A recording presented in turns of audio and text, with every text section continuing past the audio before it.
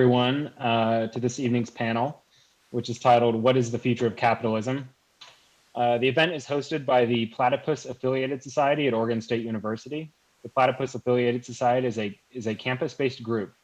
It was established in Chicago in 2006, organizes reading groups, public fora, research, and journalism focused on the problems and tasks inherited from the old 1920s to 30s, new 1960s and 70s, and post-political 1980s and 90s left for the possibilities of emancipatory politics today. We do this through public fora like this one, as well as through our open submission journal, the Platypus Review, which is free, and past issues are typically available at several locations on the Corvallis campus, but can also be accessed online. And we're always looking for contributions. We also have here in Corvallis, we have a weekly reading group that's starting back up on Saturday, October 24th. And we've also been running some weekly informal meetups, which are happening on Tuesdays. And the next one is tomorrow at 7 p.m.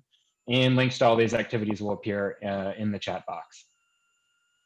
And if you're interested in being on our email list to be informed of upcoming events, you will be prompted to a form after you log out of the panel. All right, so I'm gonna go ahead and introduce this evening's panelists. First off, we have Conrad Cartmell, an aspiring Marxist and member of Class Unity, an organization devoted to building an explicitly working class socialist politics in the United States, both inside and outside the Democratic Socialists of America. Next, we have Andrea Haverkant, who is president of the Coalition of Graduate Employees, the Graduate Worker Labor Union at Oregon State University. She is also on the editorial board for the International Journal of Engineering, Social Justice, and Peace. Josh Decker has been active in socialist politics in Canada and beyond for more than 20 years. He is on the editorial board of 1917, Journal of the International Bolshevik Tendency. Douglas Lain is the publisher of a critical theory and cultural criticism imprint out of the UK called Zero Books. He is also a novelist and short story writer of books such as Bash Bash Revolution and stories such as Noam Chomsky and the Time Box. He's also a podcaster and a YouTuber. Let me begin by reading the panel prompt that the participants have been preparing their remarks for. The present is characterized not only by a political crisis of the global neoliberal order, but also by differing interpretations of the cause of this crisis, capitalism. If we are to interpret capitalism, we must also know how to change it. We ask the panelists to consider the following questions. What is capitalism? Is capitalism contradictory? If so, what is this contradiction and how does it relate to left politics? How has capitalism changed over time, and what have these changes meant politically for the left? Does struggle take place today, and if so, how and what role should it play for the left? And lastly, is capitalism in crisis? If so, how, and how should the left respond? The guidelines are, panelists have 12 minutes each for opening remarks. After that, there will be opportunities for very brief responses by the panelists. We promise to keep these focused and confined to 1 to 2 points of agreement and disagreement with the other panelists before handing it off for Q&A. And for the attendees, please add your questions to the Q&A box, which should pop up as your mouse hovers at the bottom of the screen. If there are a lot of questions, I will take these in groups of 3, and I ask the panelists to keep track of the questions so that the first question in the queue doesn't get shortchanged. And we'll be wrapping up the panel at 8:30 p.m. sharp. We won't go over time. So at about 8:15, I'll cut questions off and allow the panelists to make some concluding remarks. And then lastly, we will post a Zoom link for an after panel social hour, and the link will appear in the chat room towards the end of the event. So without further ado, I think we will start with Conrad. All right, guys. Thanks for the introduction. The political crisis of neoliberalism has in many ways exposed the left.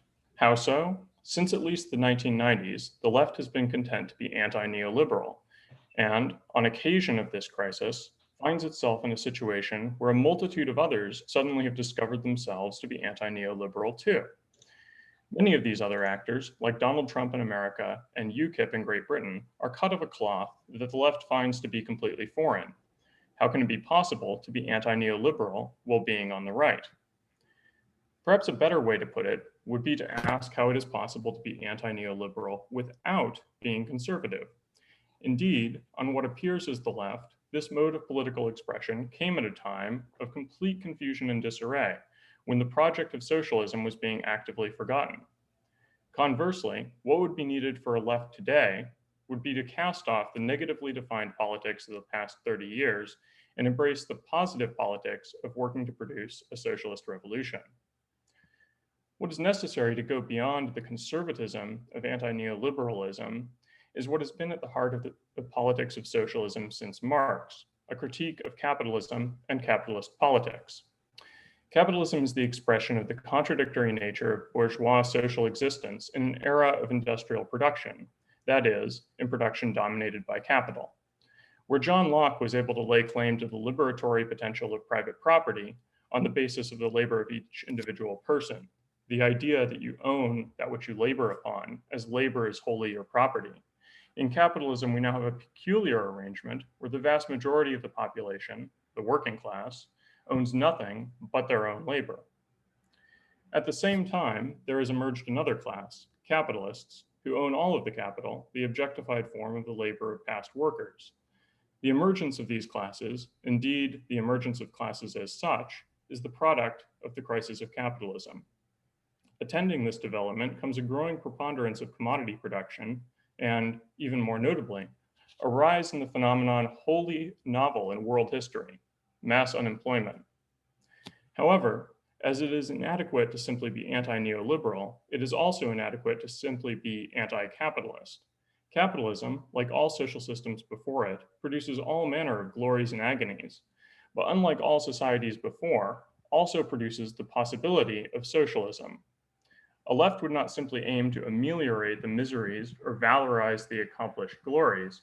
Rather, a left would be the midwife of all of the unrealized potential within capitalism, the potential for a society that realizes the freedom that bourgeois society promises, but, mired within the crisis of capitalism, fails to deliver.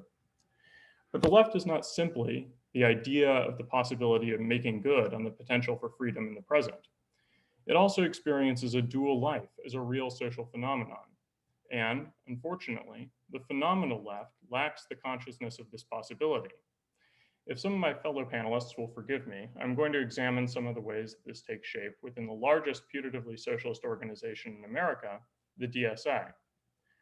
The first and most obvious way that people in the DSA, and the left more broadly, foreclose on the revolutionary prospects in the future is through apocalyptic attitudes regarding ecology generally and climate change specifically. One hears frequently of the ever closer moment when a deepening climate cataclysm becomes unavoidable, mandating immediate and extreme action, the transition to a non-capitalist economic system where economic growth is no longer a required feature of the pursuit of new profits. This kind of analysis takes place against the backdrop of a growing recognition among the capitalist class and their media appendages that not only will action need to be taken to address rising atmospheric carbon dioxide levels, but this action is already happening. One can regularly flip through the pages of the Wall Street Journal or the Financial Times and see commodities traders discussing the need for massive write-downs on the proven oil reserves of companies and states around the world lessen their dependence on hydrocarbons. Indeed, these very same energy companies are attempting to diversify their businesses to brace for this future. One often notes reports of companies like Equinor and Royal Dutch Shell investing in offshore wind farms. It will be a surprise to the left when they finally realize that capitalist parties and states are up to the task of managing the emission of greenhouse gases. But the problem with the left's perspective here is not just that it will be rendered obsolete by the capitalists. Rather, the apocalypticism shortens the time horizon of potential political action. We only have 12 years until we're all dead. This necessarily forecloses upon the project of attaining the political independence of the working class through an international socialist party. Another common way of thinking about the future of capitalism in DSA is that as capitalism changes, certain needs of the population will become more acute in ways that force people to consider socialist politics. For example, the advent of the current coronavirus pandemic has supposedly made clear the need for a more robust social healthcare system. And in this moment, many in DSA have reacted by supporting and indeed campaigning for the Healthcare Emergency Guarantee Act, which was introduced to Congress by the much beloved Bernie Sanders. Now, it's hard to deny that in a time of great hardship, that measures like this would be of great benefit to the working class. And when a left cannot lead in any meaningful sense, it might even make a certain degree of sense for it to get on board. However, this kind of activity puts off the consideration of the development of a left such that it could lead in a future crisis and contributes to the ever-recurring cycle of chasing ghosts in the hope that the masses will spontaneously side with us, rather than maintaining their allegiance to the capitalists and state that would actually be administering the ameliorating measures. This same dynamic can be seen in regards to the recent protests in response to police brutality. In this case, the extant left led with a seemingly radical slogan, defund the police. However, as the situation unfolded, it unsurprisingly fell to the better organized forces in society to resolve the situation and dissipate popular energy. In this case, it has been the Democrats and their private sector affiliates who have taken it upon themselves to apportion recognition of the suffering of people who live in fear of the police. And with some police budgets in fact being reduced, the left is able to claim victory and ignore the social forces actually precipitating the changes in the situation that is actually just the latest episode in a long defeat. As the slogan goes, direct action gets the goods. But the question is, who gives the goods? Until a left can take responsibility for society, the answer is always the capitalist state. The last tendency I want to discuss is the politics of resistance. In my lifetime, this has been popular on the left, and with the ascension of Donald Trump to the presidency of the United States, has become the watchword of the Democrats as well. The object of resistance is more or less varied. Resist ICE, resist Trump, resist fascism, resist oil pipelines, stop the war, etc. But the politics of resistance invariably represents a conservative outlook. One of its most famous practitioners, William F. Buckley Jr. of the National Review, put the job of the right in his day in stark terms. It stands athwart history, yelling stop. Well, this would make sense to an avowed conservative like Buckley, and while there are indeed situations that call for tactical retreat and defense in politics, it is telling that the posture of resistance has become the default one on the left. With the current state of the left, resistance always means popular frontism with groups that are far more powerful, and those groups, unsurprisingly, are the ones that end up benefiting. Capitalism is changing, and capitalist politics is too. Although neoliberalism is on a sharp decline in political legitimacy, there are no changes so great that make the task of the left any different than it was 80 years ago. For socialism to be realized, there must be an international working class party that explicitly works to produce it, independently of changes in capitalist politics and with the magnitude of its mission fully appreciated. A long-term orientation to the future would keep the left from simply jumping on board with whatever the masses are doing at the moment, or whatever narrow measures the most current crisis, in its specificity, seems to point to at the time. Unless the left adopts a long-term approach and grows in size and power, moments of unrest, crisis, and other events that might otherwise appear to be opportunities will not be in reality. Other social forces will always be able to execute short-term maneuvers much more effectively than a small, weak, and directionless left, and thus they will be the ones to take advantage of discontents as they arise. But even a socialist party would be no guarantee of success. Capitalism and politics are ever changing, and those changes create new discontents that divide societies in ways that cut across existing political boundaries. The path to socialism isn't a straight one, but that doesn't mean that the journey shouldn't be tried. Thank you. Thanks, Conrad. Next up is Andrea. Thank you so much, Conrad. That was awesome to hear. So I prepared my statements as short responses to most of the prompts given to us as panelists. And I'll start off with what is capitalism? Capitalism is so many things, but at its core, to me, It is a relationship that is built and reproduced daily. These relationships exist along an ideology, and these relationships govern our relationships with other people, our relationships with ourselves, our relationship with planet and non-human animals and everything around. So capitalism as a governing ideology and a governing body of relationships. It's predicated on the most insidious little idea.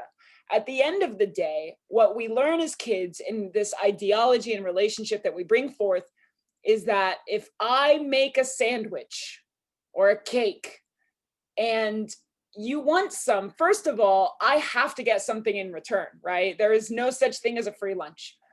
And it would be not only justified, but actually morally good if I ask more from you than it took to make the sandwich. That's the profit incentive, right? That's what I get out of it. And this also brings in this whole social construction of money, right? This whole idea that money exists and it has meaning. The morality, again, that it is good to sell at a profit. That profit is something that inherently should exist and is good. Ultimately, this forges relationships with ourselves, with other people, and with the planet that are built upon greed, that are built upon deceit, advantage and disadvantage, resource extraction, to continue this sandwich example up to the highest scales, right? Where we are mass producing, for example, the plastic bags in which sandwiches are bought and sold and placed in this disposable bags for bread, right? And to go up there, capitalism is, again, a pyramid scheme. It offers this contradiction that there is growth available for you, that there's a bright future ahead of you. If you just work hard enough, you can climb a certain sort of ladder. Well, I mean, just a quick little deal. There's always more spots at the bottom than there is at the top. In order to rise up in this capitalist system, one must have your boots squarely on the heads, the necks, or the shoulders of people below you.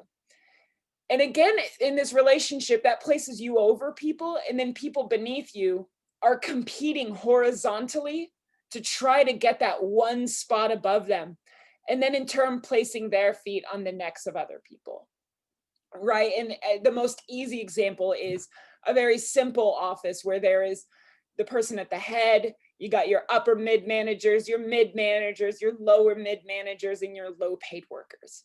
Well, now that has certainly become global. And again, all of this built on extraction of human labor and extraction of resources, or both. And is capitalism contradictory? Of course. There are so many contradictions inherent within this ideology and relationship pattern. Other than what is possibly the most easily recognizable myth, contradiction, that it has led to the greatest increases in living standards in human history, certainly not for everyone. The biggest contradiction I see and that I wish to highlight is its argument of freedom in this quality of life.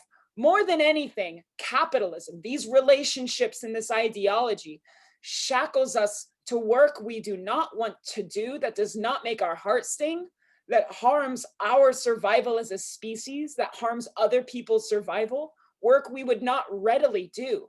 Most people don't wake up this morning and say, I want children to work in nightmarish conditions in the Democratic Republic of Congo. They don't say that. What they do is they go and perhaps they work at Best Buy, right? It creates this detachment rather than the greatest quality of life. It creates a detachment from ourselves and from other people, and making our whole entire planet and environment increasingly unlivable. We just lived through the worst air quality in the United States here in Corvallis and on the West Coast. Certainly the worst air quality in the world at the time. Some of the worst air quality I hope to ever experience in my life, but it might not be the last time I wake up and have poison air outside. The contradiction between this great quality of life we have in destroying ourselves, our mental health, our physical health, destroying the lives of other people, destroying our planet, is also so ever present in this whole green energy and green tech, ultimately frauds that keep popping up, these industries. We are just merely shuffling around bits of oil fields for lithium or cobalt fields. These are not going to usher in a leftist future, nor save billions of people from climate catastrophe. After all, barrels worth of oil are required to make an electric car, just as in a regular car. And left politics have sometimes fetishized this capitalist technocracy sort of trappings that ultimately can lead to the doom of the human race's survival. No new app, tech innovation, piece of silicone, rubber, or automation will ultimately lead to the liberation out of capitalism we need. And in fact, I think the proliferation of luxury space communism memes or whatever reflect a real common disconnect between the horrors of space exploration upon our planet, capital, child labor, oil, and how it infiltrates the leftist imagination. How has capitalism changed over time? Well, as we know it, it is one of many isms. What we currently know as capitalism can really be charted concurrently alongside in interacting with trajectories of white supremacism and colonialism. And alongside all of these, resistance is either squelched outright and violently, or more nefariously actually absorbed and commodified into the trappings of power. And for the left, this has meant over the course of especially the last century, the last 150 years, changing language, changing goalposts, changing leverage points to intervene in what has become capitalism. And I think over the past 15 years, the internet has really dramatically shifted goalposts, leverage posts, language, and places to intervene. Alongside big tech, it's ushered in the largest wave of globalization that we could have really fathomed. And because power often leads and resistance can sometimes form in reaction, we still may not be really seeing the ways that our political and social realities are being governed and shaped by capitalism. I'm thinking about how the commons have been especially eroded under coronavirus in more or less permanent ways. How many free, public, accessible places do we have right now, more than ever? Everything we're doing, including right here, is governed by terms of use and service from private corporations, whether it is the Zoom platform, the operating systems most of us are on, the internet and telecommunications that we are getting this data from, right? It's a huge hurdle. And politically, I don't know if we have a good answer to it. The dramatic fashions that this and other common spaces really don't exist under a pandemic. We have to think of what it means to organize under not only these private commons, not really common, but also surveillance capitalism, right? What it means to have more than ever our work constantly tracked, metriced, and guided. And many people who felt like they were very comfortably away from surveillance capitalism. I know someone very close to me that since working at home, if their mouse doesn't move for more than 5 minutes, their boss is alerted. It becomes a terrifying way in which capitalism seeds itself into your very home. Does class struggle take place today? Yes, every day, and it should be central for the left. Movements for gender equality are class struggles. So are movements for LGBTQ equality and rights and survival. That is class struggle. The nightly marches in Portland for Black lives in the face of police violence and government funds pouring into the police. That is class struggle. Sex workers fighting to be seen as safe and valued. That is class struggle. These forms of class struggle are bottom up, holistic, and they see the whole worker. And that should be really key for the left. This fetishization of the old factories and producing various widgets, that isn't here. We need to really see the leverage points where people are hurting the most and really work from there in a bottom up fashion. Of course, diversity of tactics, all outs approach. But really, that's where the tenants movement was so inspiring last week, with 50 homes being sent to a trust by and for homeless and houseless encampment protesters in Philly. That is a working class victory. That is a solid class struggle victory. And I hope we see many more of them. And capitalism of course, is a crisis in and of itself, with so many destabilizing events ultimately giving it a new chance to dig its roots down. I'm thinking of a quote given to me today by a friend that was timely for me, and I'm bringing it here from Adrienne Marie Brown. "We hone our skills in naming and analyzing the crises. I learned in school how to deconstruct. But how do we move beyond beautiful deconstruction? Who teaches us to reconstruct? We need to move from competitive ideation, trying to push our individual ideas, to collective ideation, collective collaborative ideation. It's not about having the number one idea, but having ideas that come from and work for more people." And so I hope that that is how the left can respond to this crisis, not in continue, like we've all learned really well how to deconstruct, but how do we begin to construct alternative futures? We can really prefigure so many nightmarish futures where capitalism's stranglehold never lets go, or we can really work together as a left to see that we need a supermajority movement where there's going to be uncomfortable conversations, where not all of us are going to feel correct. I'm certainly not going to feel correct very often, but we need to work together in all of that. After all, landlords in Corvallis just built a brand new big apartment complex called the Sierra.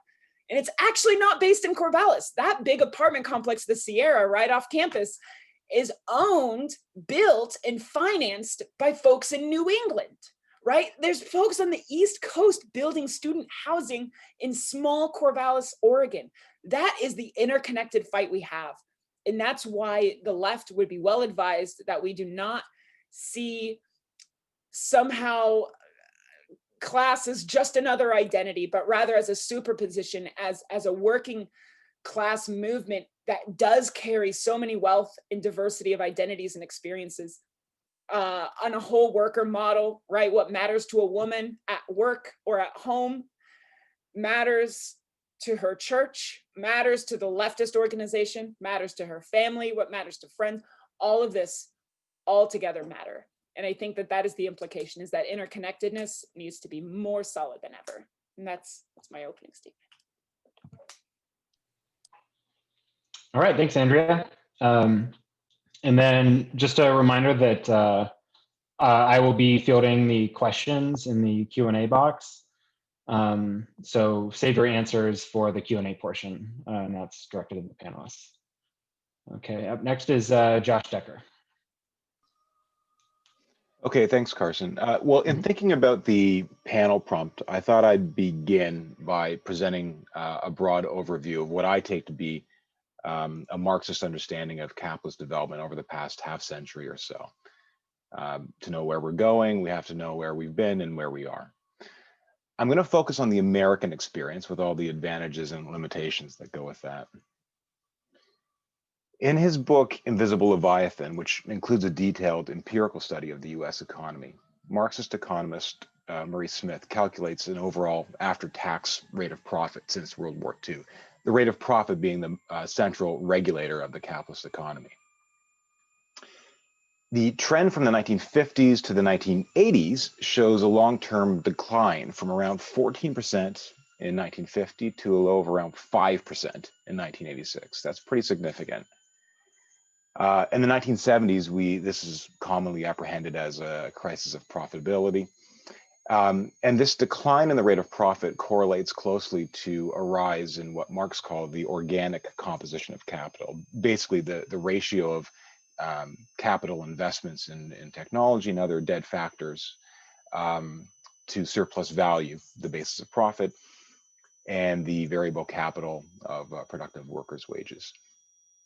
Beginning with Jimmy Carter, ramping up under Reagan, and continuing through Bush Sr., Bill Clinton, and George W. Bush, successive administrations adopted neoliberal policies designed to facilitate capital's attempt to restore profits, which did begin to rise in the second half of the 1980s, though the overall longer-term picture is one of decline.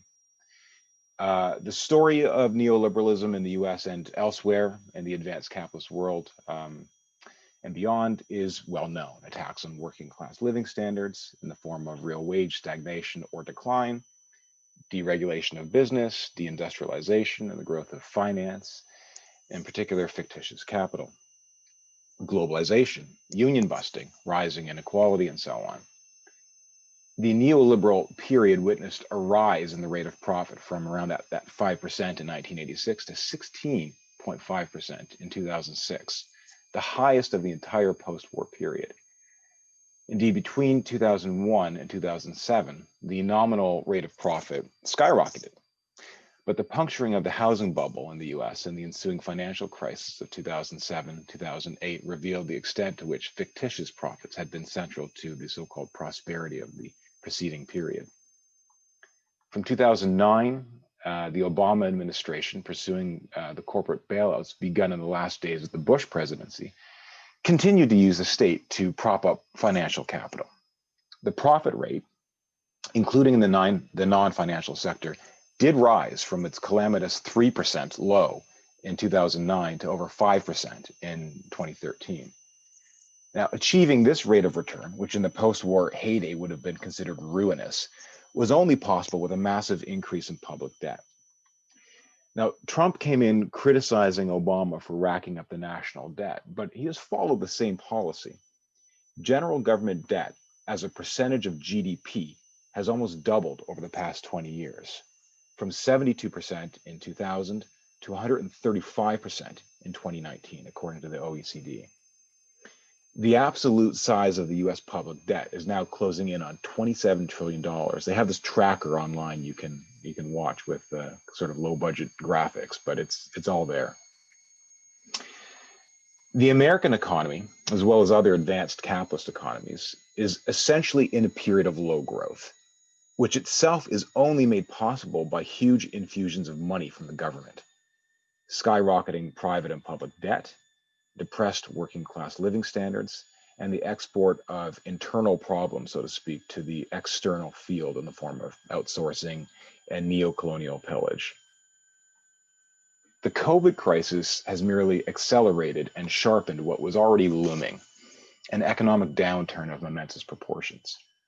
Now, this is a downturn following more than a decade of global economic slump, what Marxist economist Michael Roberts calls the Long Depression since 2009. Setting aside other major factors for the moment, it's unclear whether the state will permit, or conversely, whether it can prevent, a destruction of capital values through bankruptcies and so on, so massive as to significantly lower the organic composition of capital and therefore set the stage for a renewed period of robust accumulation and profit making. The point is that under capitalism, that is the only way out of a depression, a road littered with the hopes, livelihoods, and lives of millions of people. There will be no New Deal, green or otherwise, under capitalism.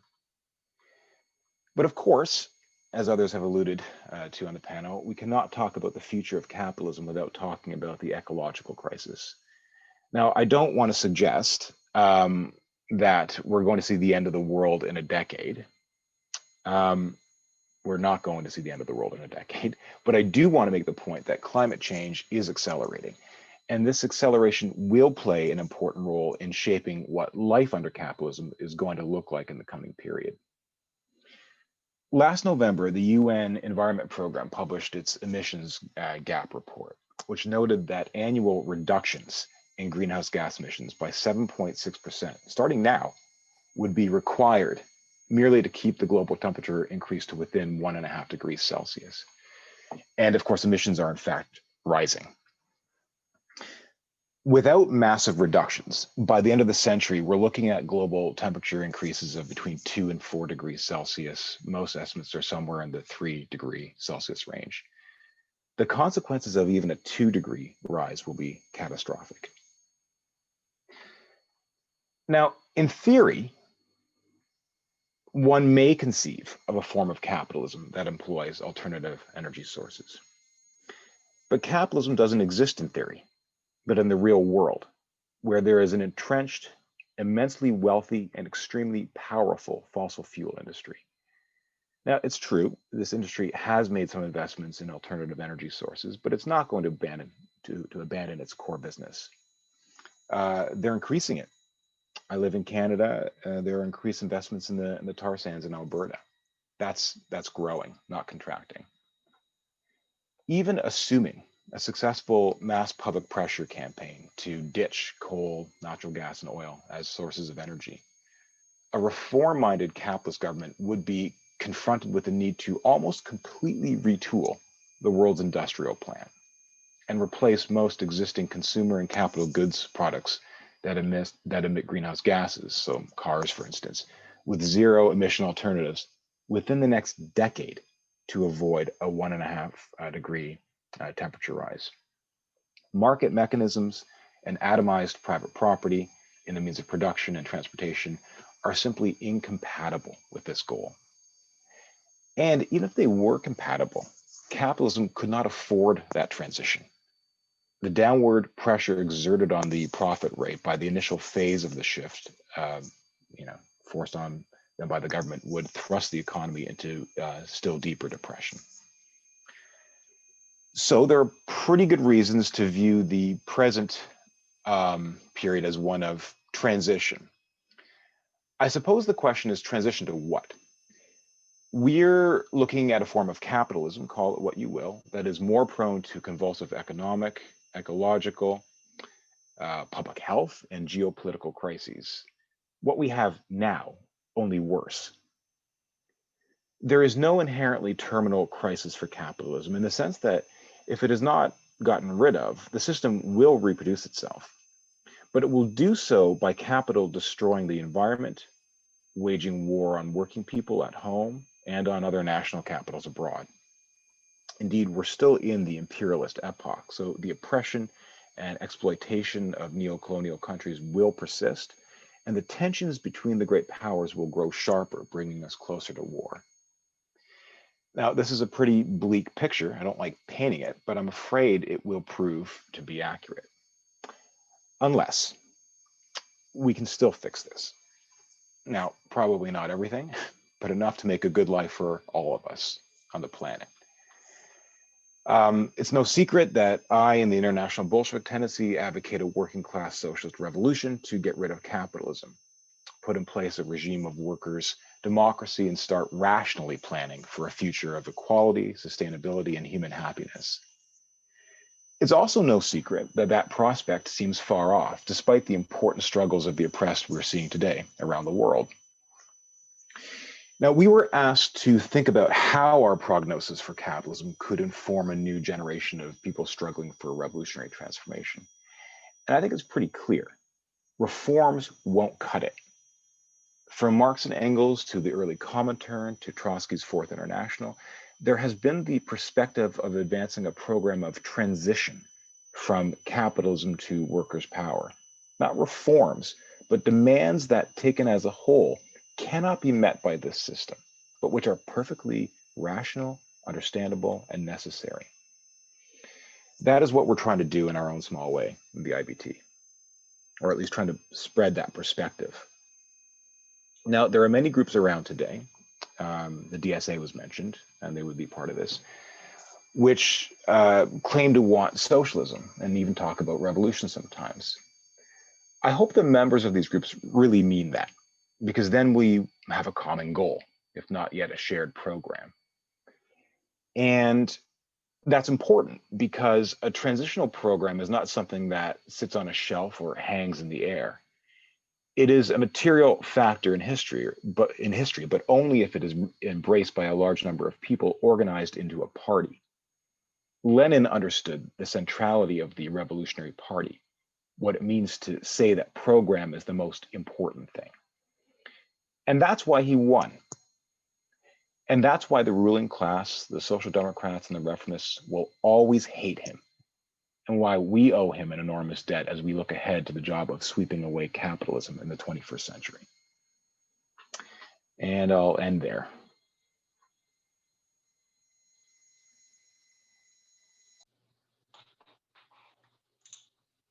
Okay, thanks, Josh. Up next, we have Douglas Lain.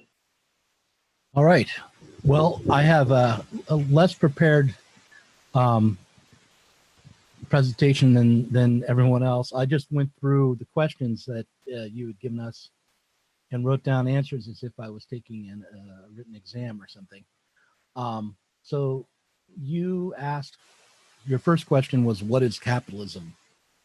And just to start with, I want to give a contrarian answer. Capitalism is the most dynamic system of social organization the world has ever seen, and it produces wonders and has improved the quality of life of billions of people across the planet for a while now. And when people like who are conservatives like Steven Pinker champion the wonders of capitalism, they're not entirely wrong. And we shouldn't lose sight of the importance of the scientific innovations that capitalism has brought, and socialists should be concerned about to what extent, if we have a radical break from capitalism, we're going to be able to continue developing scientifically, and what we should think about what's going to drive innovation in the future. But I should also say that capitalism is a global system of commodity production and distribution determined by the production of a value based on socially necessary labor time. And it is also a financial system that facilitates the production and expansion of value based on labor time. And it is a political and ideological system, or it has political and ideological institutions that is needed for the facilitation of the production of this value. And capitalism relies on, most of all, on the reproduction of a working class and on the mostly free cooperation of billions of people who are willing to and able to trade their time for a wage. Is capitalism contradictory is the next question. And if so, what is this contradiction and how does it relate to left politics? Capitalism is contradictory on a number of levels. The most obvious level is that capitalism promises wealth and produces a vast amount of real wealth, but it also relies on a kind of poverty in order to reproduce itself. That is, even if the wages in a given country at a given time are high, they can never be high enough to lift the vast majority out of the position of having to work and be exploited. Capitalism is always adjusting itself so that there are enough workers available in order to increase the surplus, or at least always attempting to do so. Capitalism is also contradictory in terms of its own project. So, for instance, the tendency of the rate of profit to decline demonstrates that even as capitalism lives up to its own ambitions, even as it streamlines production and increases efficiency, it undermines itself. There's a fundamental contradiction between the forces of production and the social relations, to speak in Marxese there. One that usually expresses itself through destroying the forces of production, either by devaluing property in terms of money or devaluing property directly and physically. A good example of the contradiction in capitalism happened recently as farmers destroyed supplies of milk in order to make sure that the price wasn't driven down. And if it had been, they would have been driven out of business, so it would have been destroyed either way. How has capitalism changed over time? And what have these changes meant politically for the left? Capitalism has spread and concentrated and gone through several crises. The political class of capitalism is always tasked with creating new political and ideological projects in order to maintain the system, even as it rolls over people and leaves bodies rotting in the streets, often literally. Fordism and the welfare state was one approach to maintaining capitalist relations, an approach that didn't overcome the primary contradictions within capitalism, but that created capitalism with a human face for a time. Neoliberalism was another strategy for overcoming the contradictions of capitalism, essentially greasing the wheels of exchange and making sure that productive investment remained relatively profitable, even as the rate of profit continued to decline. And so I'm echoing what the previous presenter just said in much more detail. And we might want to discuss those details. I think people should discuss those details and debate them more often than they do. Does class struggle take place today? And if so, this is the next question. How and what role should it play for the left? Class struggle takes place today but mostly not in a self-conscious way. That is, workers organize in response to events and policies. And I would say the most promising example of class struggle recently was the Amazon workers who attempted to organize and demand safer working conditions after COVID-19. They wanted more lenient rules regarding sick leave, and they wanted the possibility of taking leave due to the threat of infection without a threat of being replaced. And I think that given that Amazon workers were at that moment especially, but even now, essential to the free flow of capital and to providing people with their basic needs sometimes, and they were more essential than they had been because of the COVID crisis, they were also maybe beginning to feel their power. There was, even as that was undercut by the fact that so many were unemployed, or people were unemployed or being made unemployed due to COVID, and that would undermine their ability, the Amazon workers on their own, their ability to organize and stand up to the capitalist class. Class struggle is not yet political in the U.S. really, and perhaps it isn't political anywhere. The left that sometimes claims to be trying to facilitate class struggle mostly doesn't. The Bernie Sanders campaign, for example, was sold as a way to create working class political power. But when Sanders failed to get the nomination, there was nothing left of the organization for workers to take up, because the power that had massed behind him, that is the donor list he produced and the people willing to work for him, they were both liquidated into the Democratic Party. The next question was, is capitalism in crisis? And if so, how? And how should the left respond? Capitalism is in crisis. It has entered an interregnum between neoliberalism and whatever comes next. Capitalism went into an economic crisis in 2008, and while there has been a long and drawn-out recovery, the COVID-19 crisis may have undone the growth experienced under both Obama and Trump, and it was really, I agree with Josh, it was really just waiting to happen. I would say COVID-19 was the appearance, but not the underlying cause of the crisis. Economic crises can become political themselves as the managing classes, the political classes, try to devise some sort of fix when the bubbles pop and productive investment becomes less possible. Both the failures of the Trump administration and the Democratic Party reflect that the crisis has become political today. If a new era of global capitalism is emerging, how do we envision the future of capitalism, and what are the implications of this for the left? The final question. What I imagine might be coming next is colored by my understanding of the past, and it's probably mostly wrong. I can imagine a conflict between the United States and China emerging, for example, or even World War III. You can think of that. That might be a way to finally overcome the long economic crisis that we've been in since the early 70s, because it would devalue a whole lot of capital, but it may devalue more than that, or destroy more than just that. I'm not sure if it's in the cards or not. I hope not. You can also imagine that there's an attempt to both tighten belts and reorder political power. Maybe the U.S. will be moved to the back bench as a world power. Kind of feels that way right now. That's happening. What I think is very unlikely is what the former president of the Platypus Affiliated Society argued for at a presentation called "Why Not Trump Again?" And this was before the COVID-19 crisis, but he's repeated it since then. He said that we will be entering into a long boom, and since the crisis, he said that he expected a V-shaped recovery. I think that that's very optimistic, and I don't see any reason to be that optimistic, even if that might be a better outcome for the left and make left organizing easier, and it might. It just seems unlikely to me, given what I understand of how capitalism is entering into crisis and how that works. I think we should be prepared for what we read about in the papers, which is mass evictions, unemployment, increase in poverty, and continued violence. And what should the left do in such a circumstance? really, I'm open to suggestions. What do you guys think? That's the end of my presentation.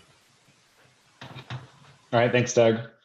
So I think right now we'll give the panelists each a little bit of time to respond to each other's introductory remarks. And then at the same time, I would just ask that everyone go ahead and get your questions into the Q&A box. So we'll start with Conrad, and remember to keep your responses short and focused on just maybe 1 or 2 points of agreement or disagreement with the other panelists. Okay. Yeah, I guess, you know, the one thing that sort of jumps out at me, and I guess we talked about like climate change a lot, but I'm not sure I want to harp on that too much, is a question that I didn't address in my opening remarks, which is whether or not class struggle is happening today. I thought Doug captured it pretty well when he said that that class struggle might be taking place in sort of an objective sense, but it's not made conscious, even in the minds of many people who are, you know, most actively participating in it. And, you know, to be a little provocative, I guess I would say that this basically means that class struggle isn't taking place. You know, struggle certainly is, resistance is taking place, but I don't think class struggle is in kind of the historical sense. And Andrea also brought up this point about class struggle, or a different point about class struggle, which she was more positive about it, saying that, you know, like movements for equality, like Black Lives Matter and feminism, and that sort of thing, constitute a type of class struggle. And I guess what I would say is that even if we have some sort of like extremely holistic notion of what class is as a kind of universal category that most people in society sort of fall on one side of, that doesn't mean, again, that all sorts of discontents that are raised and fought for necessarily indicate that you know, kind of universal category is being realized to exist and is being struggled in accordance with. You know, things like the way feminist struggles kind of take place, Black Lives Matter, gender, you know, sexual orientation struggles. I think all of those, as they exist now, are basically taking place firmly within the limits set forward by kind of the administrative logics of contemporary capitalism. And, you know, I work for a mid-sized corporation. We have these things called, I don't remember what they're called, but they're basically affinity groups. You join one based on like if you're a gay man or a recovering alcoholic or some sort of ethnic minority, and you can like kind of organize through the company through these things and even make certain demands if you want to. And this is something that is, you know, fully endorsed and accepted and encouraged. And albeit that's just one example at one company, but I think it's a demonstration that this is basically an acceptable way for people to, you know, bring complaints and to organize themselves politically or kind of proto-politically within capitalism, and thus movements like Black Lives Matter and feminist movements don't actually qualify as class struggle. And I'll leave it at that. Okay, thanks, Conrad. Andrea, your responses to the other panelists' introductory remarks. Yes. So first, I flatly reject that the defund the police movement and the Black Lives Matter movement, which is asking for example, for representation in workplaces, in having jobs, in being free from violence from the state, from the capitalist state, for moving funds, moving resources, moving and redistributing parts of society to fund Black lives and to ensure survival and reparations after their labor was stolen for hundreds and hundreds of years, and still to this day lays largely stolen. That is class struggle. And I think the failure for people to see the work of, you know, Sylvia Federici as class struggle, as wages for the housework movement, as class struggle, of Black Lives Matter as class struggle, and of you know, Portland Strippers Union. You know, I mean, there is class struggle. It's just a matter of as to whether they're using the specific language and frameworks which were set forth by people largely disconnected in more or less overt ways from the struggles of women, queer folk, trans folk, Black and brown people, Indigenous people. And I guess that, again, I do recenter that is the imperative we need to do, is to see class in more, or in its very complex shapings, right? Not as just another identity, because class isn't an identity. You're not really born into class in the United States. In some ways you are, but it is not your skin. It is not your gender. Class is not another identity under identity politic, but rather class is a sort of superstructure that dominates all of our lives, disproportionately so. That's why the average white family owns 10 times the amount of wealth and financial resource as the average Black family. And if repairing that is not class struggle in a level that many white folks, white panelists ourselves cannot comprehend, then, you know, then clearly we are on an end where we are not the resistor,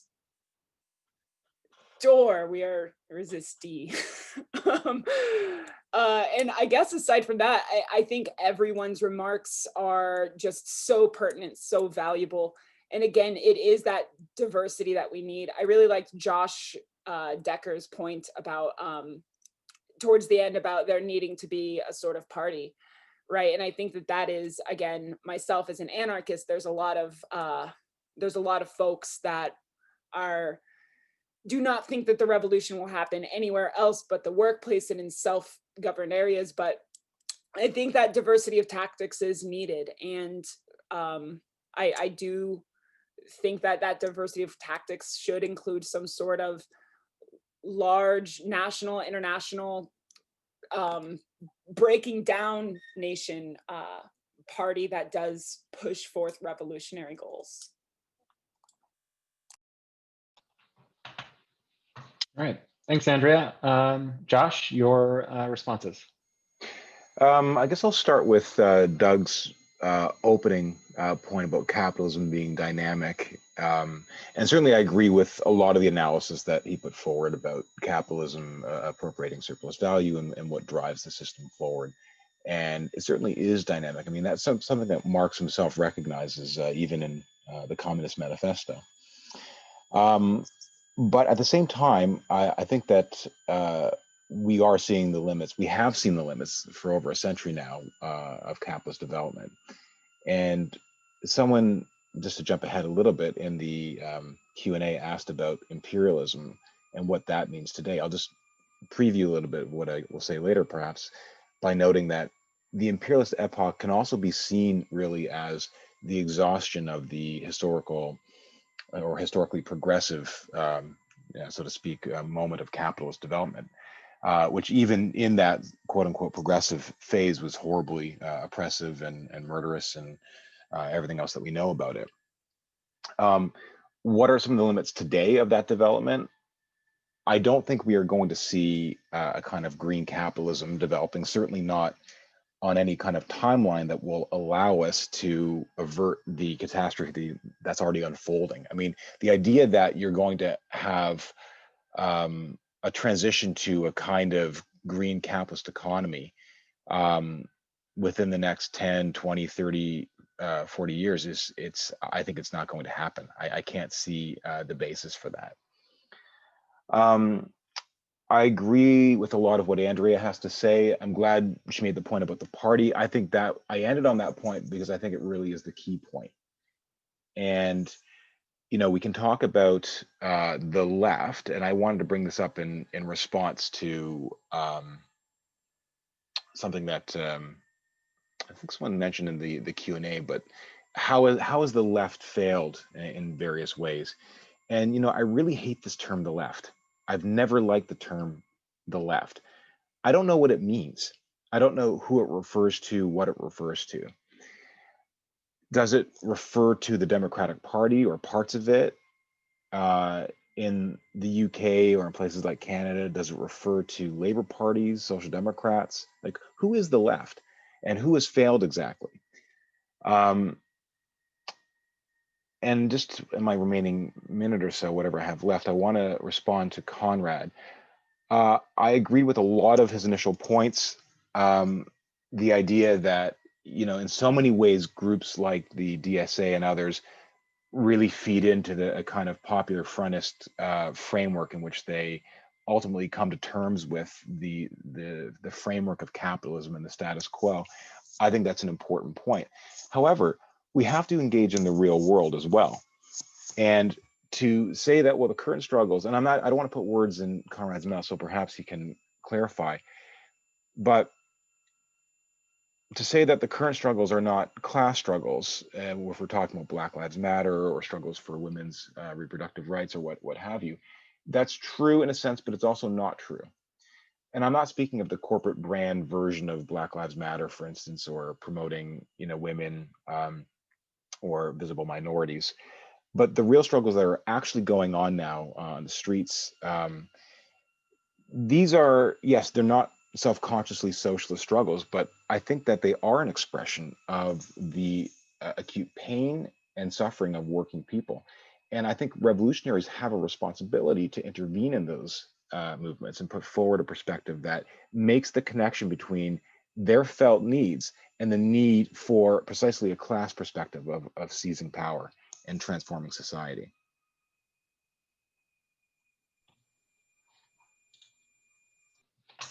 Thanks, Josh. Up next, Doug.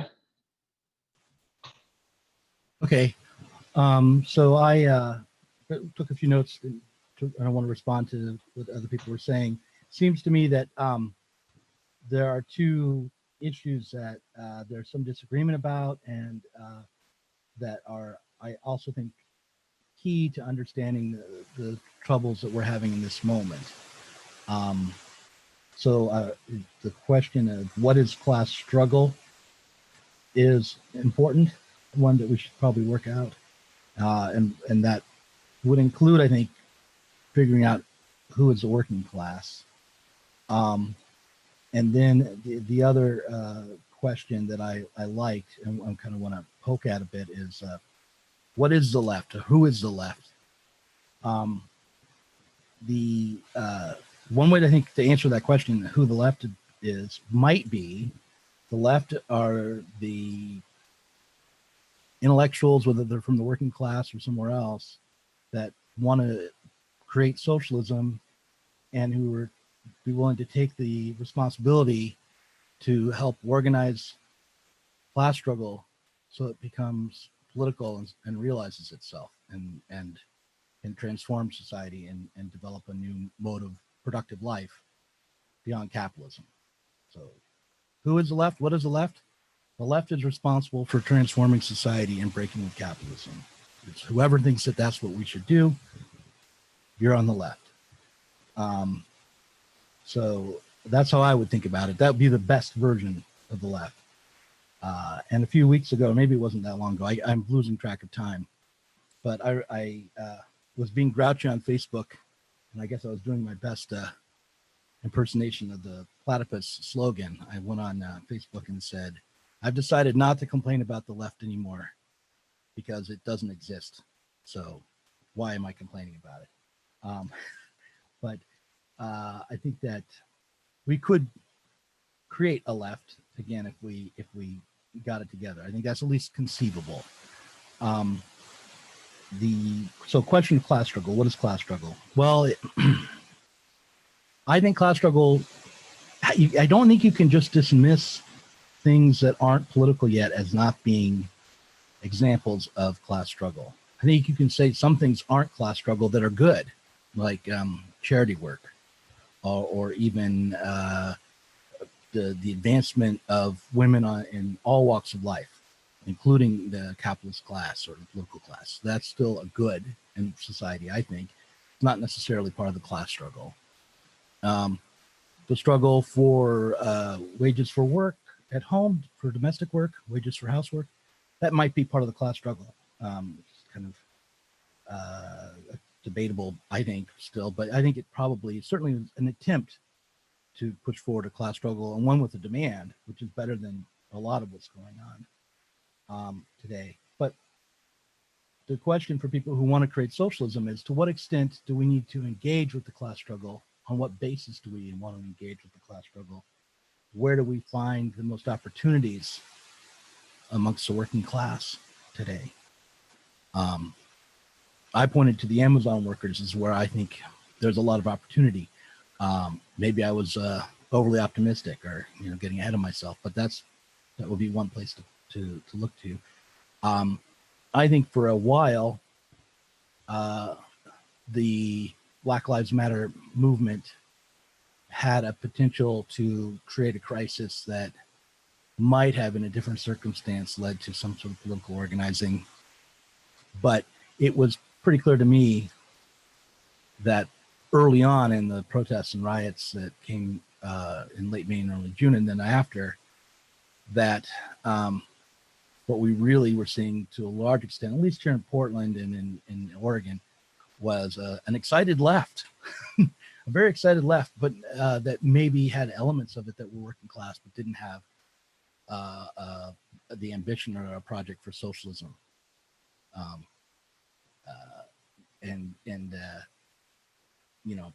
We could talk about that. I have gossip about all that stuff. So yeah, but the final question I would put forward is, can we conceive of climate change as being a force that might devalue enough capital to help set up a new boom for capitalist relations?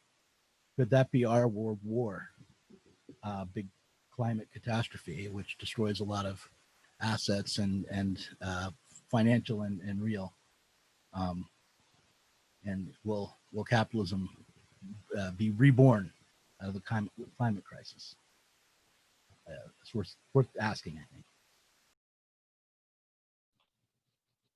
All right, thanks, Doug. So right now we're going to go to the question and answer portion.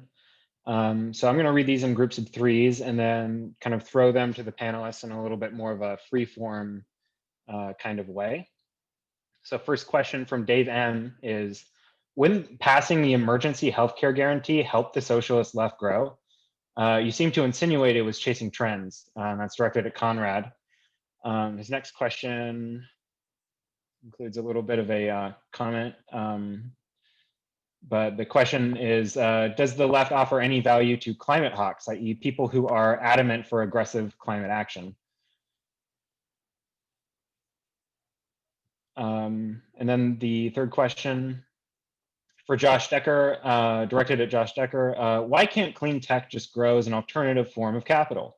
Oil companies are continually losing money while investments in renewables are increasing.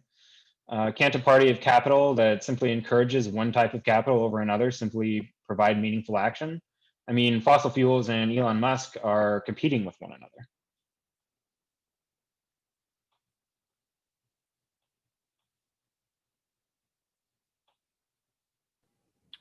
So I guess I should field the first question about the Healthcare Guarantee Act.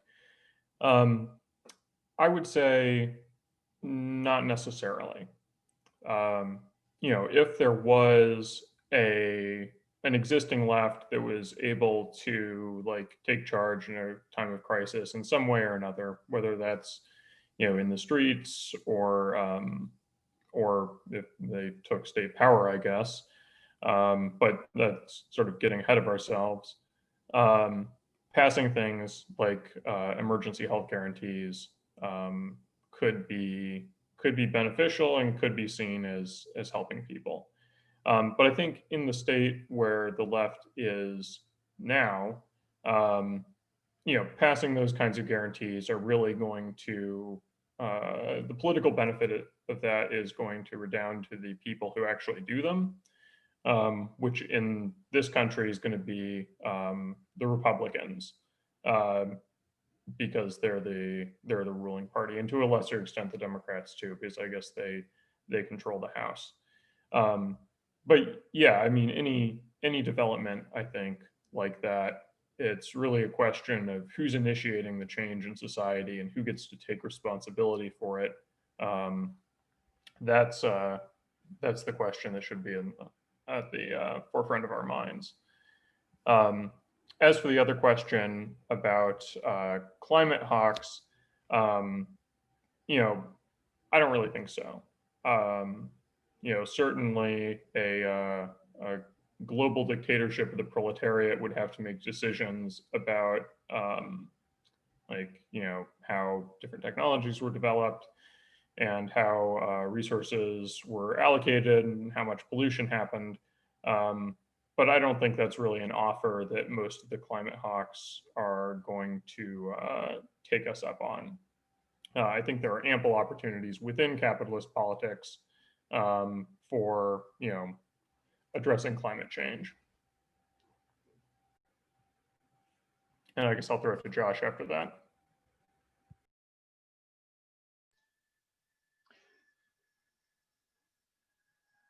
Okay. So that was, I think, Dave M. who asked that. Basically, why can't there be a green capitalism? Because there are capitalists right now investing in renewables.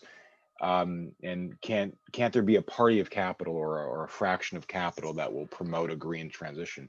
Well, there is, of course, a fraction of the capitalist class that does want to invest and has invested in these technologies to profit from them, and therefore would like to see, more companies using their commodities and getting more government funding, certainly.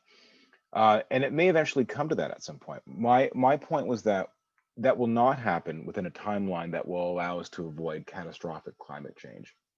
That is, we're looking at a timeline, and so I'm not saying the world is going to end. To Carson's point, rather to Conrad's point, but we are looking at the likelihood of a rise in average global temperatures of 1.5 degrees, 2 degrees, or even 3 degrees by the end of the century. I think that is not going to be overcome. I cannot see the basis for that. We're talking about literally trillions of dollars. So think about the sunk costs in industrial production all over the planet right now, which relies on burning fossil fuels. So not just for energy, but to produce various goods, plastics, and so on. Where is that money coming from? Capitalism is already in a depression right now. We can call it that. Where does that come from? Where does that investment come from? Assuming even the political will in the ruling class was there as a homogenous force in the capitalist state we're trying to enforce this. I think it's fantasy to think that capitalism will somehow pull us out of this ecological crisis that it itself has created. Okay, I think I'll just end on that point.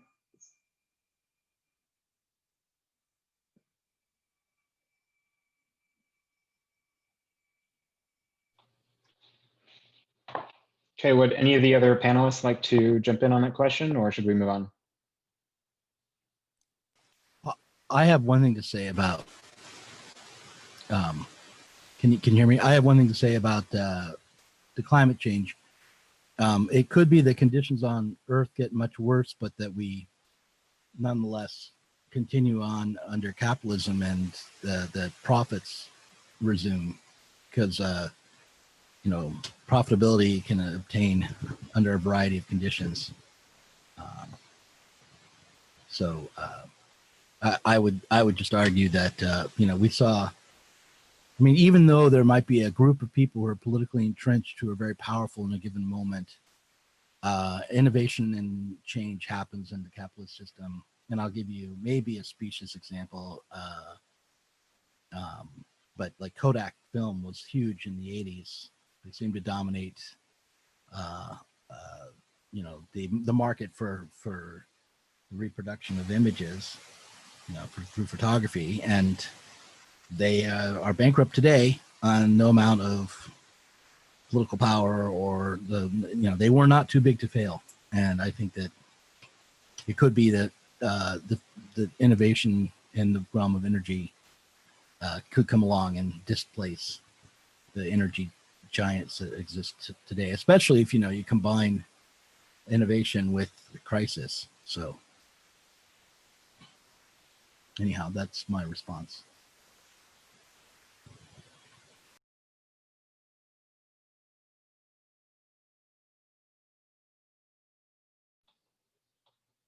I think we'll go ahead and move on with more questions since we have quite a few.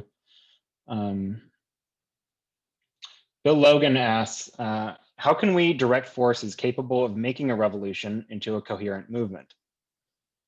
Dave M has another question. We have a lot of questions. So Dave, you already got one in. So if we have time at the end, we'll get to your next question. Clay asks to Josh, you say that we're in the imperialist epoch. Lenin, of course, called imperialism the highest stage of capitalism. However, anti-imperialism as a critique has dominated the left since the 1960s, with no progress made in the possibility for socialism.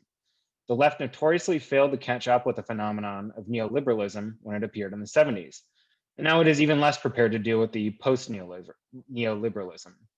Has the fixation on imperialism as one of the primary critiques of the left been effective the past 60 years? Has it made internal revolutions in capitalism more difficult to identify for the left? What do you think imperialism means today?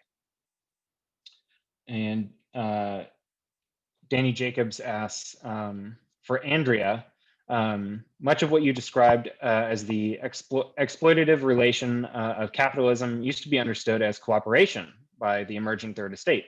Trade, including profiting off of each other, was more cooperative than highway robbery. Owning investments in another area, the example of the college dorms in Corvallis owned by a company on the East Coast, brought the world together. It gave them a reason to peacefully cooperate rather than invade.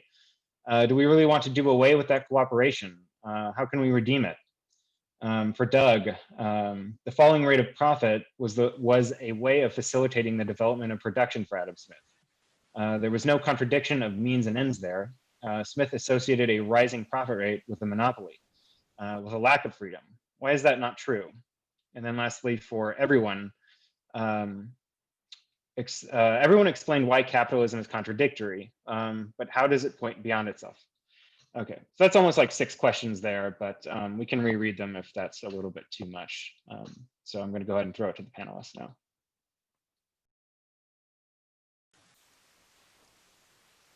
Yeah, I'd like to just hop on that one for me real quick. I think the exploitive relation of capitalism is so far different than cooperation. And a series of cooperations, I don't think if that was the social relation between people and the governing ideology, you would not have people freezing to death year after year in Chicago and across the United States. That is not cooperation. That is a society built upon relationships and ideologies which are perverse to the idea of widespread cooperation. To peacefully cooperate rather than invade is what this brings the world to.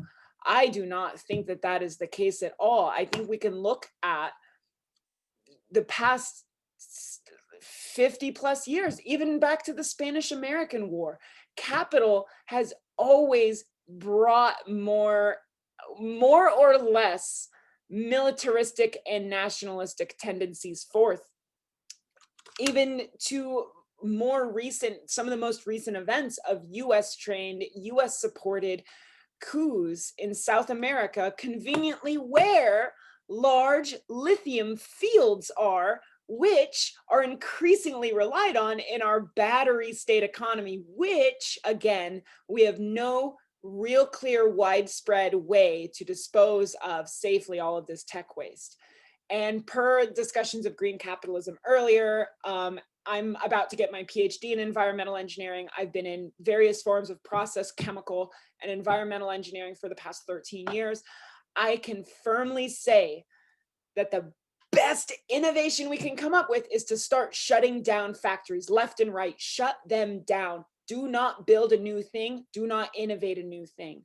We do not need a new iPhone. We do not need a new iMac. We do not need, granted, like, right, there's important things like vaccines that I think we can cooperatively deliver without perverse profit margins that don't ensure everyone have them. But things such as plastic cups and new coffee mugs, we can shut down those factories overnight. You know, there's ways in which green capital, I don't know how you get a factory going to produce wind turbines that does not use oil or pull metal out of the ground in more or less catastrophic ways. And my final thought, the planet, it will not die. Climate change is not going to end the planet. This rock is going to keep spinning. Whether or not humans will be here in 200 years in a good way is what we need to have that long-term thinking towards.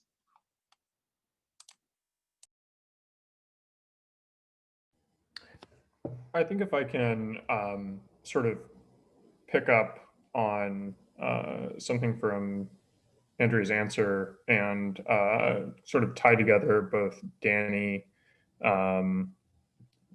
questions for her and the last question. You know, it seems like, you know, there is a lot of cooperation going on, certainly in industrial production, you know, both like on the work site and across, you know, great temporal and spatial distances. It strikes me that the exploitative character that this sort of cooperation takes on is kind of a succinct way of putting the crisis of capitalism more broadly. And as for the question of how capitalism points beyond itself, you know, I think one way that it does is that it produces this society based entirely on cooperative labor and industrial production, but does so produces a society of cooperative labor and industrial production, but with that society in the crisis of capitalism produces all of these kind of malign effects.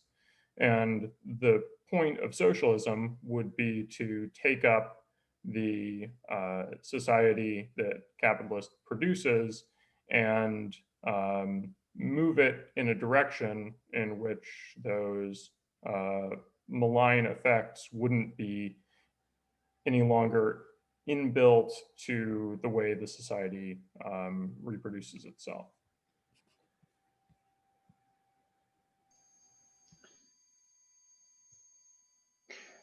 Yeah, I guess, I mean, I agree with a lot of what Andrea says, but I do think we have to recognize that capitalism is contradictory. So it does have dimensions that are cooperative. It also has dimensions that are freedom promoting and even egalitarian. That is the basis of the law of value, for instance.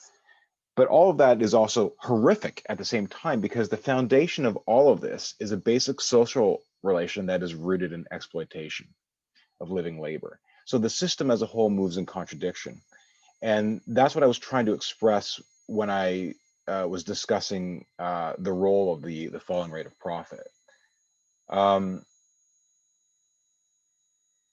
Clay asks, so what do we think about imperialism today? What does it mean today? So Lenin, of course, writes his pamphlet in 1916. That's over 100 years ago. But fundamentally, and of course, a lot has changed in that century. But fundamentally, what we're talking about is a a global economy, a world that's ruled by states that are tied in 1,000 ways to large corporations. That was basically what Lenin was writing about, what he was describing as leading into World War I. And that's fundamentally the same today.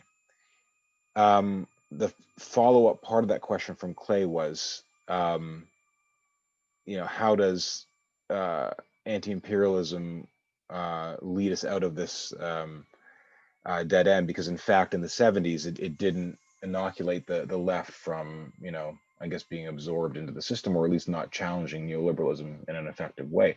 I mean, that was the point I was trying to make earlier as well, by talking about, well, who is the left? Who are we talking about here? I would not see myself as part of a left that has capitulated to neoliberalism or capitalism. I'm not sure what we mean by that. Many of the same groups that can be accused of that can also be accused of not actually opposing their own ruling class and imperialist wars abroad. We've seen that many times over the past few decades. And then Danny asks the question of, well, how does capitalism point beyond itself? And I think I'll go back to the point about what capitalism is, how it moves in contradiction, and what imperialism is. If you think about, and I think this is what Conrad was also getting at too, imperialism is the capitalist expression of globalism and large organization. In a sense, it's grown out of the way the system has moved in contradiction. It can also be seen, therefore, as a deformed expression of the collectivism we need that is in fact growing out of the system, but it's shackled to private profit. So for instance, when I was saying that, the system does in its own way promote a kind of freedom or a kind of cooperation, but those are aspects that are rooted in a system that is fundamentally exploitative.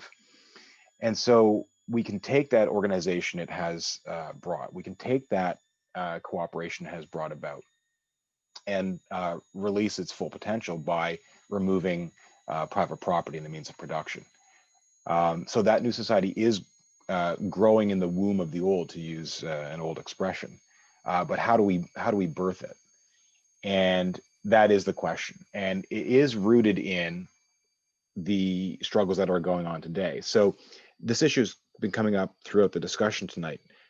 Basically what Marx would have said, the class in itself versus the class for itself, right?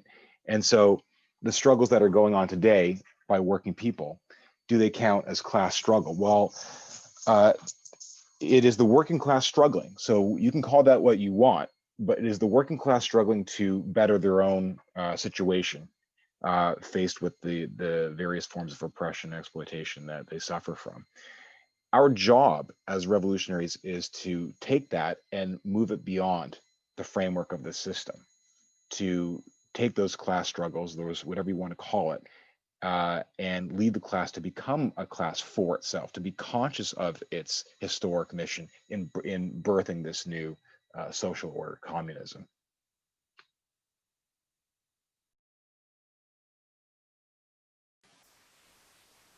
Should I answer that declining rate of profit question now? Yeah, go ahead.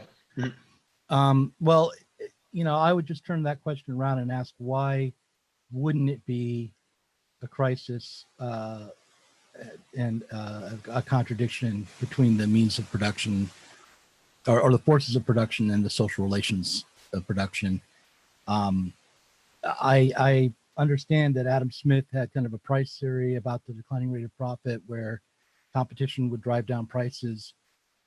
Marx's idea had to do more with something about basically about speeding up the productivity of commodity production, speeding up the process so that less and less value was embodied in each commodity.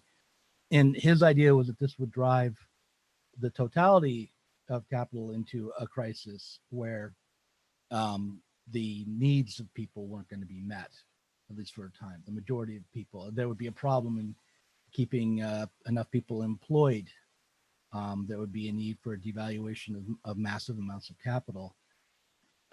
Now, we could ask whether or not that would set up a new boom, whether or not we might be willing to endure massive crises with a lot of human suffering in service of cyclical business, big time business cycle, which continue to innovate production. But at a certain point, I think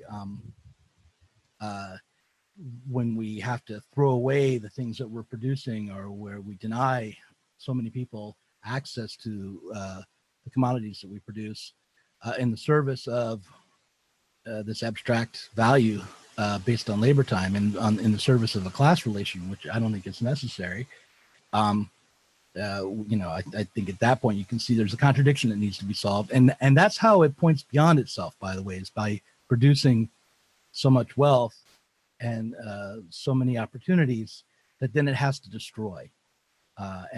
When people see the strange nature of society and the way that it denies itself, it's ever reaching its own ambitions, that's when the working class might be able to take up the means of production, transform them, change the basis of production, and create a new kind of world, one where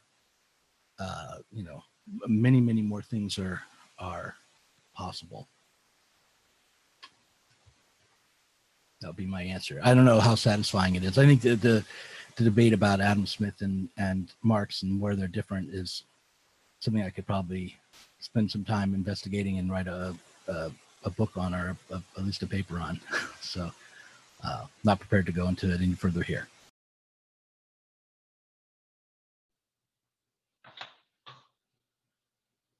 All right, I think we're going to go ahead and move on to some new questions. I think I'm just going to grab some of the shorter questions a little bit further down, since that last block was quite long. So Michael Woodson asks, are ancient miseries just the same as ours under capital? Why Marx? Why not a Sermon on the Mount? Brie Lewis asks, do you believe that political parties then are straw men posed by capitalists in order to belittle moving away from capitalism? Hope that makes sense. Huang asks, doesn't class struggle imply the working class being organized politically as a class and not as employees of the same company or members of an ethnic community?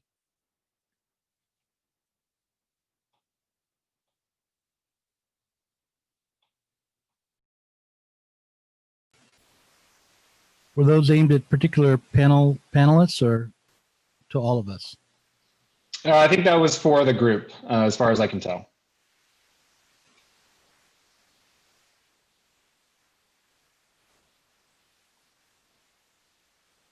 Who wants to tackle one of them? Well, I will say not all political parties are created equal. Thank you for that question, Bria. I'm thinking of, in Seattle, Socialist Alternative, which successfully has a council member on city council who has been successful in achieving working class victories.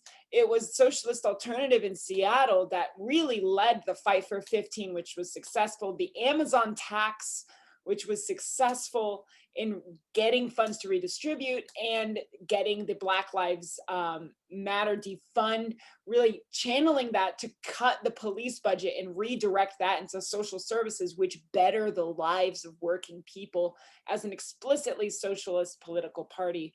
Now, again, a diversity of tactics. I don't think personally political parties are the end-all be-all savior of us. Are ancient miseries the same? In some ways, a lot of them are, right? Like, we still struggle with a lot of stuff. The plague, pestilence, food safety, security. I'm thinking of my own roots in tradition that I've grown especially close to in adulthood. A lot of Jewish practice and thought has been really centered on equality and workers. And, lately in the synagogue, our rabbi gave a good spiel about supporting unions. So I think that not all, this hasn't been brought up, but I think that really notions of spirituality and morality in this incohesive, contradictory blob on the left can offer a lot of guidance on how we can think about these questions as deep, complex human questions. Yeah, I guess overall, not all political parties created equal. Some of them really good. And Ancient Miseries, I think a lot of different people, you know, maybe in 150 years, we're going to look back on other thinkers we don't even know are highly impactful, such as Marx. I think Marx is just closest to our present day era under capitalism that makes it so compelling, so widely applicable.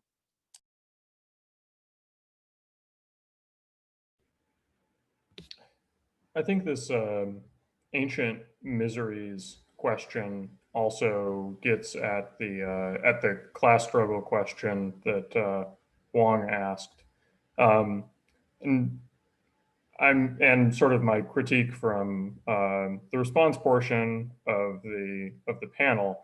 You know, if the problem that you see in society is inequality between you know, ethnic groups or men and women or you know, anything else, those kinds of inequalities, or nations for that matter, those kinds of inequalities have existed basically continuously since the dawn of civilization. And the difference that we have now really is capital and its sort of universalizing tendency to produce workers and capitalists, and the opportunities that that takes up or brings up. So I would say, as long as we're, you know, not talking about class struggle and about socialist politics born out of class struggle, there isn't a reason to think about Marx. And if anything, you know, thinking about Marx might be detrimental because of the temptation to abuse it in service of things that it doesn't really have much to say about. And yeah, I'll leave it at that. I think the answer to Huang's question is probably already clear what side I come down on. I'll jump in then. So why Marx? And I agree with Conrad that I think the question is linked to this issue of class struggle and what that means. Why Marx? Well, and why not the Sermon on the Mount? Because we live under capitalism, and it's certainly true that we've lived in class societies for what, 10,000 years now, something like that, although we've been around for 200,000 years as a species. So it's not born in our, or you know, bones or bred in our bones, so to speak. But why Marx? Because Marx understood and provided a very coherent picture of the way capitalism works and the way capitalism moves in contradiction to set up the next stage of human development, a cooperative communist society. And so that's why Marx. Now, what is the historical agent to bring about this transition to a new mode of production, a new kind of society? Well, as I'm sure would agree, it's the working class, and that's why class struggle is essential. Class struggle happens regardless of whether or not there is a Marxist party, and it would have happened without Karl Marx ever having taken a breath, of course. But so it goes on. If we're going to define class struggle simply as those struggles of the working class in which the working class sees itself as the proletariat about to seize power, then you're not going to find much class struggle anywhere. And the working class will struggle in ways that are specific to the circumstances in which they find themselves. And those circumstances are also defined by the way capitalism has used this invented category of race, for instance, and the way it has pitted workers of different nationalities against one another, the way it continues to use unpaid domestic labor by women, for instance, and all that goes with that in terms of propping up the nuclear family, regulating women's reproductive lives, and so on. So those are real aspects of the lived experiences of working people. And they're going to fight against those things. They're going to fight back. And you can say that, well, that doesn't count as class struggle. Well, okay. You can call it what you will, but if you don't have a program to address those issues, you're never going to see the kind of class struggle that you would recognize as leading towards the glorious future of socialism. The working class exists now, is struggling now. It is a class in itself now. The question is how to get it to the point where it understands its historic mission. And it's not going to be by waiting for the class to simply embrace a socialist program. The point is to bring it to the working class. That was also Lenin's insight too, and why the party is central to this question of how we're going to get from where we are to where we need to be. Can I tackle that why not Jesus question as well, Carson? Yeah, go ahead. Okay, I think that the first answer that pops to mind for me is the reason we don't need Jesus to come along with a new Sermon on the Mount is because we are not facing an ideological problem primarily, but a material problem. The way I want to say it, to be real Marxist about it, is it's the difference between ideological problems and the problem of the fetish. So the fetish is how we ideologically come together and work together to create our own conditions. And because we've created conditions called capitalism, we need to think things through on the level of class and economics and material production and all of that, rather than merely try to change our personality or our understanding of the universe or our relationship with God. The other thing that might be interesting to consider is what is different about the Sermon on the Mount in the time of Christ and the way we think of it today. What were we probably, I went to Sunday school and I've been to various Christian churches in my time.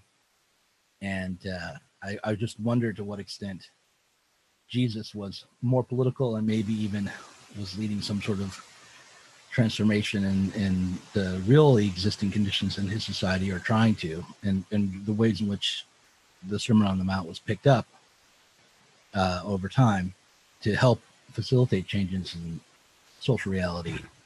And so we might think about like what was the Sermon on the Mount, what really about, what was, and Marx would help us, I think about that, because of the way he turns away from a merely ideological critique of the world to a material one.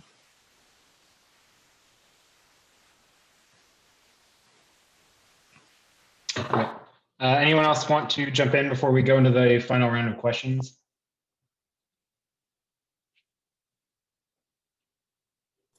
I noticed that Andrea had written something in the chat. I'm not sure if everybody's seen it. Andrea, did you want to? Oh yeah, I was just so happy with something I think Doug said about the invention of race under capitalism. Incredibly, absolutely, under America's just global domination of its incarnation of insidious, violent capital. The very construction of Black as opposed to white, in the one drop rule, that one single drop of blood from someone designated as Black makes you Black, from the 1600s on in America, United States, really is a labor issue. That is a working class issue. A colleague here in Corvallis, Kevin Van Meter, wrote about it extensively as conceptualizing emancipation and slave revolts as working class militant struggle. Same with indigenous rights to land, to ownership, to self-determination, to right? The invention of land as ownership was in direct racialized context, and those legacies continue to shape class dynamics and history today within the working class. Yeah, absolutely.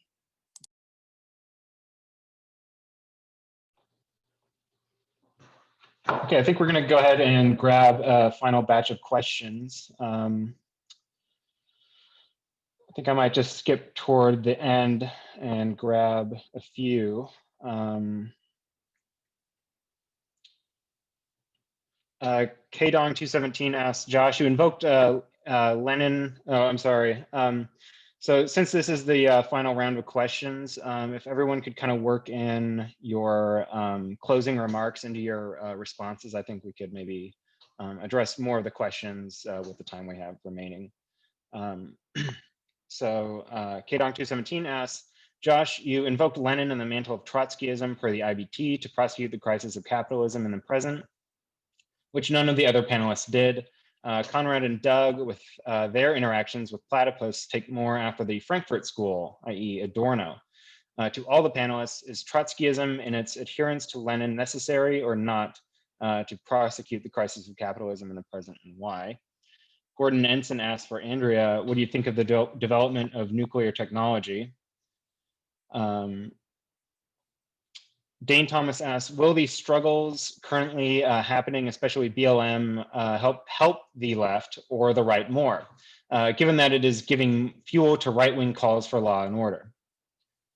And then finally, our last question from Ashley Rowan. The general feeling I'm seeing here is that the transformative aspect of capitalism seems too sluggish or feeble in order to respond to a climate emergency. But what are the response to COVID-19 in comparison? I don't mean to say that the global response to COVID-19 couldn't have been better. Of course, that type of catastrophe would be responded to differently under socialism. But it seems like a broad example of the way capitalism is very quickly able to manage, in quotes, these types of grand collapses. I have to let my cat out the door. I'll be right back. Okay, no worries.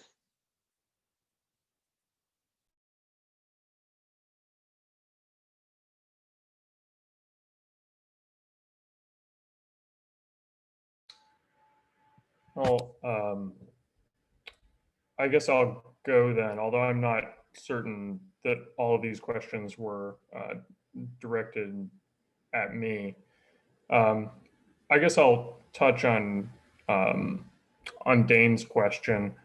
I think struggles happening right now, like I said in my opening remarks, are going to definitely help the right more than they're going to help the left, insofar as the Democrats are also the right.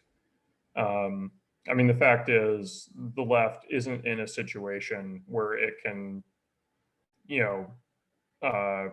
really respond to things in any sort of productive fashion. And the way that you achieve benefit in politics is by being seen to be capable of responding to things. I guess just to kind of do closing remarks, since that's been raised. I think we talked a lot about climate change, and it's coming up in another question here about kind of the sluggishness of capitalism. Capitalism can be a little sluggish, but as Doug mentioned, it's also the most dynamic social system that has ever been produced in society, in world history. And absent a movement to transform it into socialism, I think that we should not give into apocalypticism, and we also shouldn't give into rosy thinking. I don't think there's any reason to believe that capitalism in the 21st century will be all that different from capitalism in the 19th or 20th centuries. That is to say, there will be booms, there will be busts, there will be wars of varying magnitude, there will be new environmental emergencies that must be managed. But as long as the left takes a perspective where it merely resists changes, and responds to things, in the moment, there's really no reason to hope for that to change.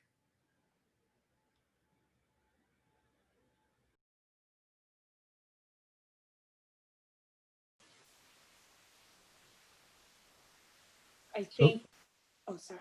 I was going to just say something about the question: is Trotskyism in its adherence to Lenin necessary or not to prosecute the crisis of capitalism in the present? And I would say that some sort of vanguard party and the capture of power, probably state power, is necessary, and a transitionary strategy is necessary. But I think that in the past, there's been not enough emphasis on creating new forms of production, that it was very, very, very difficult for in Russia and China to make the leap from a capitalist mode of production into socialism, given that they hadn't fully developed capitalism, and that in order to organize the working class, we're going to have to promise to be better than capitalism, not worse, and that means developing at least some sort of idea of what collective, cooperative production would be based on, if the workers were allowed to seize the means of production and were to have the political power to do it. That would be my answer to that question. I don't know if that's Trotskyist or not.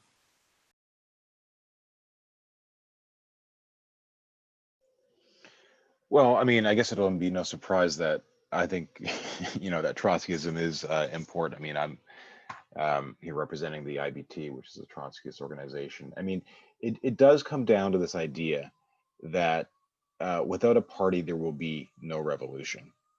Because we've seen examples in the past century, where the working class has been able to achieve a remarkable level of mobilization and organization, and even class consciousness.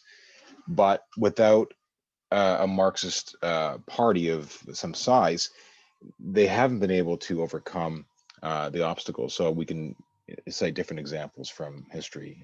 France, May 68. We can go back further, and even more recent struggles, perhaps not on that level, but with a lot of potential. And all of these examples have failed in the end. There was one time in the past century or a little more where the working class was able to develop itself into a class for itself and to take power. And of course, that was in the Tsarist Empire, Russia, in 1917, October. And so why was that the case? Because there was this Bolshevik party. And that doesn't fall out of the sky. That has to be built, and it has to be built in struggles that are going on now in workplaces, in unions. It has to be built in protests on a variety of issues, and it has to be built through meetings like this.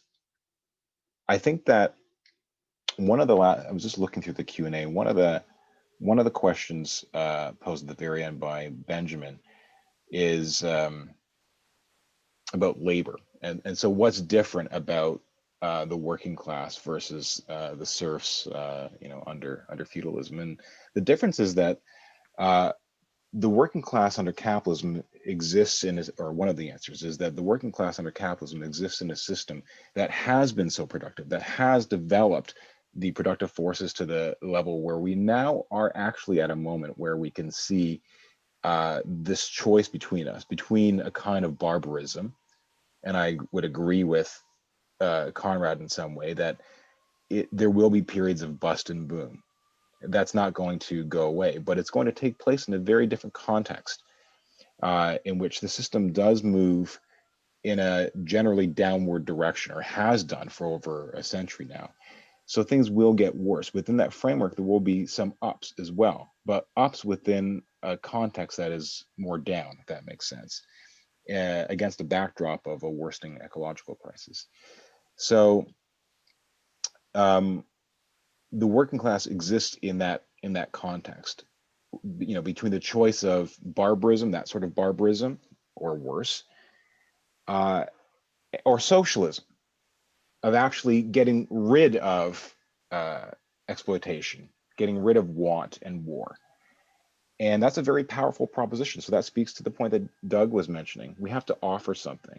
And that's what we can offer. We can actually offer not a perfect society, that's not going to exist, but one in which we can actually take care of each other and not have people oppressed on the basis of their skin color, their sexual orientation, but also one in which people have enough, not only food to eat, but housing, and enough free time to pursue their own interests.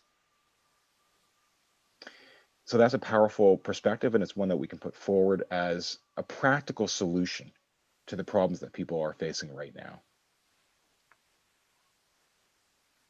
Okay, I'll end there. Fabulous. Thank you all for everything and for inviting me. With these 5 minutes, I want to rattle off a few thoughts and notes I've taken, both from some of the questions and responses here. The left, the beleaguered term, the left. What is the left that's been raised? And I think it's a great question.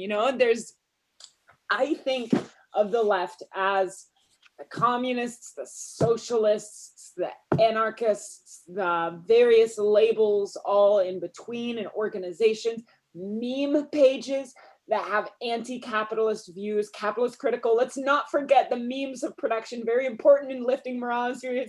I see Conrad smiling, you get it too.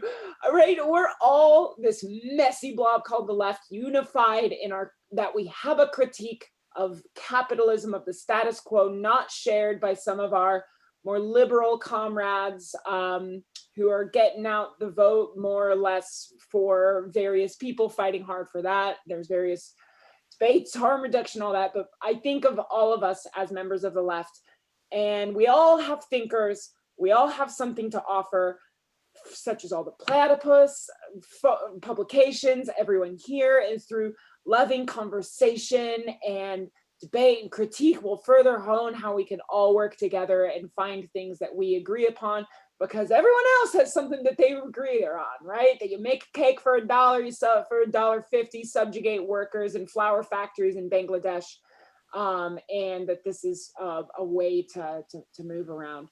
UBI, Andrew Yang, perhaps not the worst idea as a pathway towards a more egalitarian society, but it's not the most compelling reason, right? Automation isn't the compelling reason. Leisure, community, fair, equitable, at least some compensation for a lot of the unpaid labor done by people to maintain workforce. Those are more compelling reasons. Moral, spiritual reasons, most compelling. Trotsky, I've never read, I'll be fully honest. I'm in a firm, Rosa Luxemburg, Emma Goldman sort of inspired camp. Again, maybe not the most theory dense, but some fun, good stuff. Money in exchange, I think of the cooperative household. If anyone's lived or familiar with cooperative households, we each have something to give. One person lived in our house rent-free simply because they were such a joy. They were going through a rough patch where they weren't really able to provide monetary compensation, but they washed the dishes. And as soon as we can figure out a way to wash the dishes without strife, then we will have found a model that can work. It's not about paying underpaid, exploited immigrants to do household labor and dishes, or for people to be paid minimum wage to do dishes while the food itself costs $30 a plate in some of these restaurants. We got to find a way to do dishes in society that works for all, in our houses and outside our houses. Nuclear? I think that we've built an infrastructure that works. We have hydroelectric dams. For better or worse, we have coal. It's about minimizing all energy production. Refrigeration and air conditioning in what we call the West is one of the biggest drivers of energy consumption that we can control. We can go back to where our great grandparents were and live in a world without air conditioning, increasingly tough after climate change. but washing and all that, we have indoor plumbing, let's use it. We have nuclear waste facilities. I'm thinking of the Hanford site. This is waste we will have to deal with for thousands of years. Whereas we can work on generating what I call negawatts, negative watts, using as little electricity as possible, moving towards those shifts in strategic ways. Capitalism subsuming it, look at Tesla. Terrible, but fetishized amongst the people who think that batteries and electric cars are the future. There's no way to produce those without metal and currently oil, plastic, right? And it's 8:30. And so my thoughts there. This has been so wonderful and exciting.